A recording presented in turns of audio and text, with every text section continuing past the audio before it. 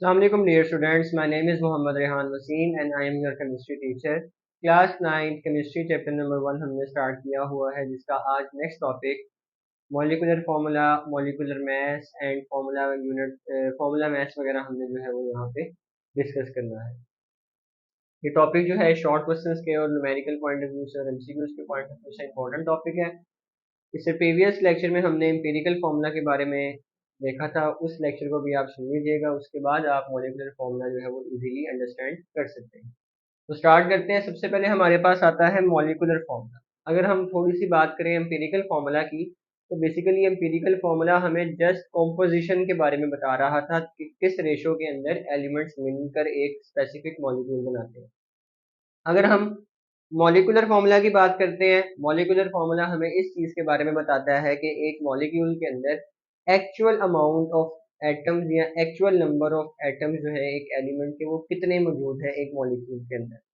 तो molecular formula is defined as actual number of atoms of each element present in a molecule.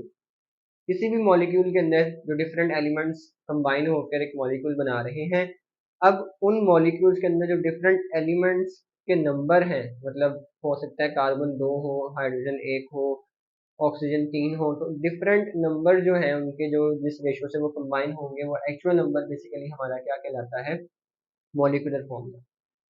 इसके अलावा molecules आपको पता है कम्बिनेशन ऑफ डिफरेंट एलिमेंट्स होते हैं। अब हमारे पास कुछ ऐसे कंपाउंड्स भी हैं या कुछ ऐसे मॉलिक्यूल्स भी हैं जिसमें मॉलिकुलर फार्मूला और एम्पिरिकल फार्मूला डिफरेंट होता है, कुछ में जो है वो सेम है। जिस तरह हम अगर बात करते हैं वाटर के केस में, तो हमारे पास इसका एम्पिरिकल फार्मूला और मॉलिकुलर फार्मूला सेम होता है। कुछ ऐसे सब्सटेंसेस हैं जिसमें हमारे पास मॉलिकुलर फार्मूला और एम्पिरिकल फार्मूला डिफरेंट है, इनको हम अभी यहाँ पे डिस्कस करते हैं।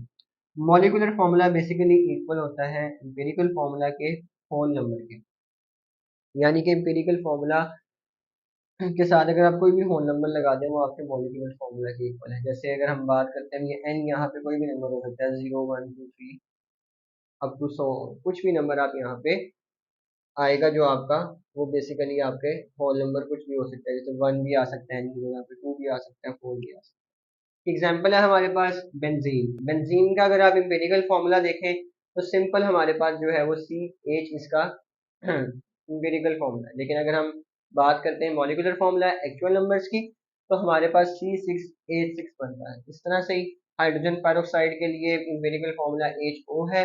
अगर हम उसको मॉलिकुलर फार्मूला की फॉर्म में लिखते हैं, तो ये H2O2 बनता है। इसी तरह ग्लूकोज में CH2O एम्पिरिकल फार्मूला और C6H12O6। तो एम्पिरिकल फार्मूला जस्ट कॉम्पोजिशन बता रहा है, लेकिन हमारा मॉलिकुलर फार्मूला बताएगा कि हमारे पास actual number of atoms of elements कितने मौजूद हैं।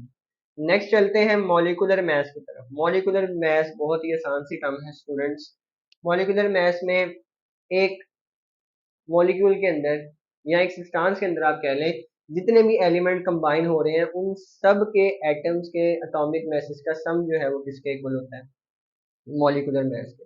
सम of atomic masses of each element present in the molecule, उसको हम क्या कहेंगे, मॉलिकुलर मैस। मतलब हर एक एलिमेंट का हम, एलिमेंट के एटम का एटॉमिक मैस जब एडअप कर देते हैं, वो हमारे पास क्या बन जाता है, मॉलिकुलर मैस बन जाता है। जिसमें क्लोरीन का है 71 AMU atomic mass unit, H2O का 18 atomic mass unit, carbon dioxide का 44 एटॉमिक मास यूनिट। ये इनकी एग्जांपल्स हैं। और लास्ट में हमारे पास एक टर्म आती है फॉर्मूला मास।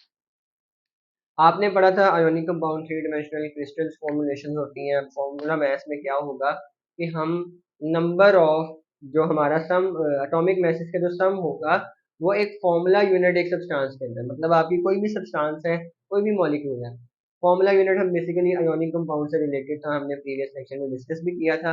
तो फॉर्मूला यूनिट जो एक सब्सटेंस के अंदर मौजूद है, उसके अंदर जितने भी एटॉमिक मैसेज हैं, उन सब का सम हमारा इक्वल होता है फॉर्मूला मैस के। फॉर एग्जाम्पल NaCl, अब यहाँ पे ये एक आयोनिक कंपाउंड है, तो इसके अंदर फॉर्मूला यूनिट के अंदर दो चीजें एग्जिस्ट कर रही हैं, सोडियम और क्लोरीन। क्लोराइड क्या लें इसको, क्लोरीन। तो sodium chloride 58.5 atomic mass unit इसका क्या होगा, फॉर्मूला मास होगा। इट मींस एक सब्सटेंस के फॉर्मूला यूनिट के अंदर जितने भी एटम्स के एटॉमिक मासेस का सम है, वो आपका क्या होता है, फॉर्मूला मास होता है। सोडियम क्लोराइड का 58.5 AMU है। इसी तरह से अगर हम कैल्शियम कार्बोनेट की बात करते हैं, उसका हमारे पास 100 AMU atomic mass unit formula mass जो है वो आता है। तो ये हमारा टॉपिक था। आज के टॉपिक में हमने जो है वो डिस्कस किया है मॉलिक्यूलर फार्मूला, उसके बाद मॉलिक्यूलर मास, और साथ में हमने फार्मूला मास में जो है वो डिस्कस किया है। अगर इन टॉपिक से रिलेटेड आपका कोई भी क्वेश्चन हो तो कमेंट सेक्शन में लाजमी पूछिएगा। हमारे चैनल को सब्सक्राइब, लाइक एंड शेयर कीजिएगा। जज़ाकल्लाह। अल्लाह।